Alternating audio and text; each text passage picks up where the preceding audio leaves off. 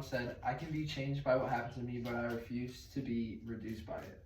Today I'm going to convince you to donate either your time or efforts to the Victim Assistance Program at Summit County. My goal is for you just to support them in any way that is easiest for you, and just be able to encourage you to want to help the victims and be able to help people in need. And I've completed a lot of research over the Victim Assistance Program and everything they do, and certain donations that they've had, and like certain struggles that they've had as well. And I also have a strong urge to just help those in need, and this is a great program that does just that. So I will cover exactly what the Victim Assistance Program does, and I will also talk about like how the importance of what they do, and how they meet the needs to like sustain their services, and what you guys can do to help them. So people are just becoming victims of different things more and more as each day grows, and the amount of human trafficking alone in Ohio is just a huge problem. And so according to htcourts.org in 2023, the state's rate of human trafficking has been 3.84 victims per 100,000 residents in Ohio, which may not seem like a lot, but it's actually the 4th worst in the nation for human trafficking. The state of Ohio is at least.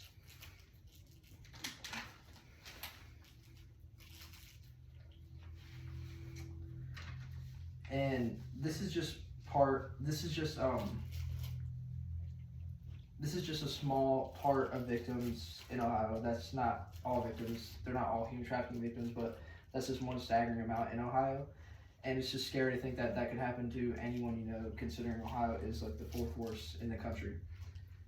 And so what exactly does the Victim Assistance Program do to help those victims of human trafficking and other circumstances? Well, according to victimassistanceprogram.org in 2023, they have a 24/7 hotline like for any like crisis that they may be going through, or to talk about any problems that they have.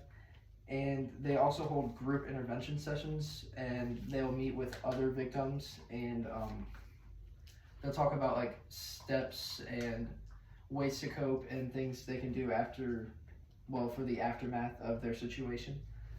And they also provide on-scene responses to maybe if it was like a domestic abuse thing, and like they may show up and like talk to people to calm them down, or if it was like a school shooting or anything like that. And their help doesn't just stop there. They also provide different forms of advocacy. They provide personal advocacy, just to kind of get people informed of different resources they could use to like help them, and different decision makings and how they can go about like back to their normal routines. And they also provide core advocacy. So if they need any sort of help basically getting justice for what happened to them, they will provide core advocacy. And they'll also provide victim rights advocacy, and just inform those victims of their rights. And they'll even get involved in maybe even creating new legislation and things of that sort.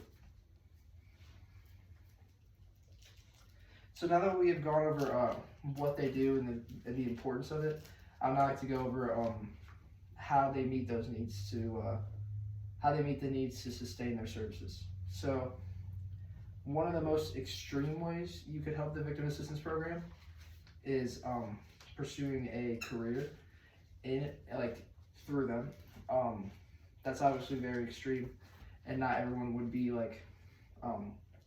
could do that, but if they were interested to, they could.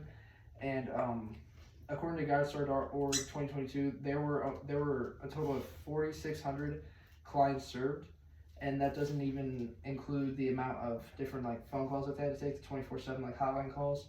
They actually had 7,241 phone inquiries that same year after they served those clients. And so they just need a lot of help to be able to sustain their services. And if a career is a bit extreme, they also have internships.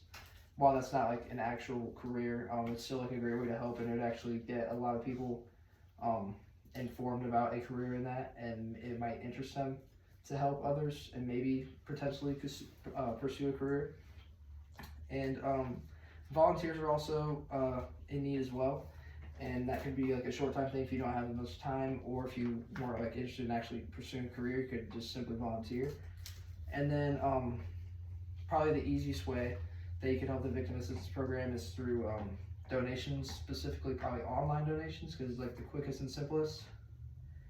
And according to causeIQ.com in 2020, the victim assistance program had a total revenue from 2016 to 2020. It came out to $1,777,734, but their expenses came out to be $1,790,784. So while they are a nonprofit, they're not supposed to be making money. They still are losing about $13,000. So they still could use a little bit more money to help them sustain their services a little better. And so now that I've covered what they need to sustain their services, I would now like to go over how you can help.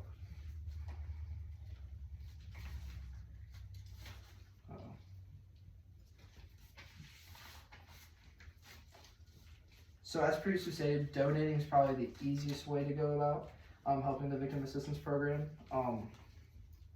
So online on their website, www.victimassistanceprogram.org, they have a page just like for donations, and it'll just have you like put like a certain type of payment information on there, and you're able to actually input if it is just a one-time payment, a monthly payment, a weekly payment, or even just an annual payment to them. And that's probably the easiest and quickest way you can donate, is just through that. Or there's also other donating you could do, and it could be through things like fundraisers, like through your school or through your work, or corporate partnerships as well. And then you could also do plan giving, and that could be through your will or your estate plan. You can give to them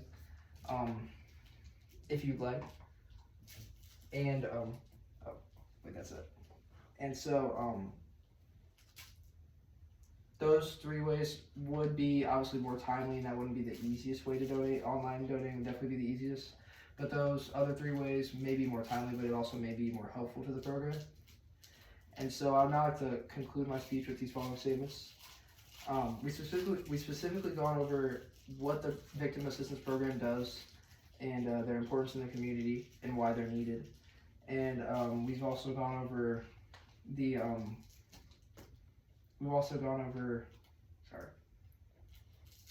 what they need to sustain their services. And then we've also gone over how you guys can help and the easiest way to help. So I hope that I've been able to encourage you to help those that need the guidance in their life, because it's probably very hard for them to just get back to their normal everyday lives after that, and that program does help them a lot. And by donating or volunteering your time, it would really help those people a lot.